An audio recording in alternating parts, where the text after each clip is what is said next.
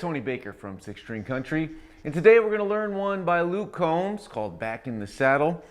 This one was written by Luke along with Dan Isbell and Jonathan Singleton, and the song's packed with cool guitar stuff. On the acoustic, we have kind of what I just played. On the electric, there's a ripping solo, kind of a two electric solo that we're going to go over. And then for those of you that are more into the solo acoustic and vocal style arrangements that I do a lot on the site, I'm going to do one of those too for this. We'll have a separate video for that. And we have a full bass lesson on this one. So there's a lot to unpack here. It's all tabbed out, chord charts, sheet music, everything at sixstringcountry.com. So grab the appropriate guitar and let's jump in. All right, this is the studio acoustic guitar lesson for Back in the Saddle. This is going to be very close to what you hear on the recording, as opposed to the solo acoustic and vocal version, which will take some liberties and kind of make an arrangement that's a little better for if you're just playing this by yourself on acoustic and singing along with it.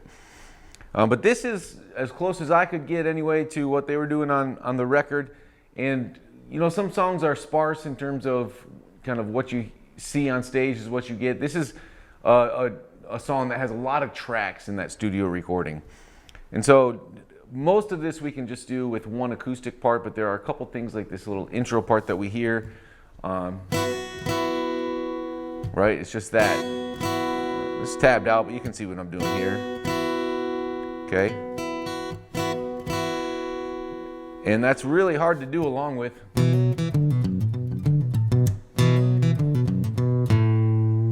All right, and you can do this without the capo.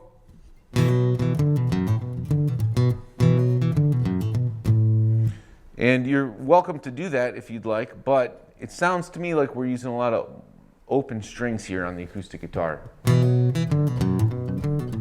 it just sounds a little bit different. So I like capo 2 on this one. It's tabbed out for capo 2. So a 0 on the tabs is the capo position. So that's open on the tab, right? And we start with this riff. All right, so that's just open A string, 3. Hammer on the D string to 2, and then back down on the A string. And until we get to the choruses, it's kind of in between major and minor, even the melody. We're going back between the minor third and the major third. So it's really what I call like if you're just doing chords, A5, like an A power chord kind of thing, right? And then we get to the meat and potatoes of the riff, and we're going to use this the whole song. And it looks like this.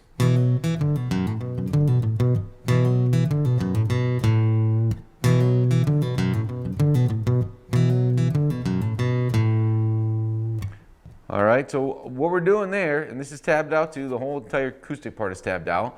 We're just hammering on open A, open D, the second fret of D, then back down to open D, and then a pull off from 3 to open on A.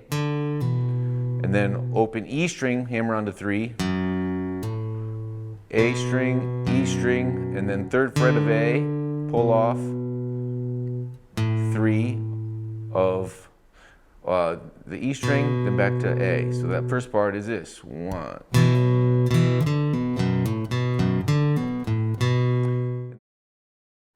All right, we're going to go over the lead solo in this tutorial.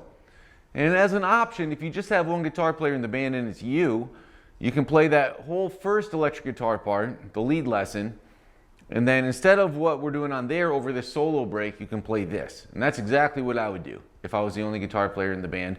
I'll play that whole guitar one part, and then when it gets to the solo section,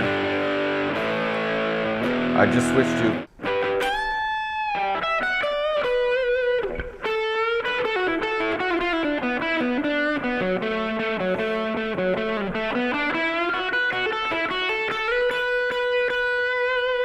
And then we switch over to slide, which we're going to go over in a minute. But let's get our fingers on this first part. Here's the first riff of the solo. All right, this is a big bend. I like to do this with my ring finger on my left hand because you can put these other fingers behind it. Actually, I'm going to use this pointer finger to mute the other strings, and then my middle finger to give me some extra support on this bend. And then you can really strum like all these, right? You get some good power behind it. And then pinky finger is going to reach down up here to 17, to 14 of high E, 15 of B,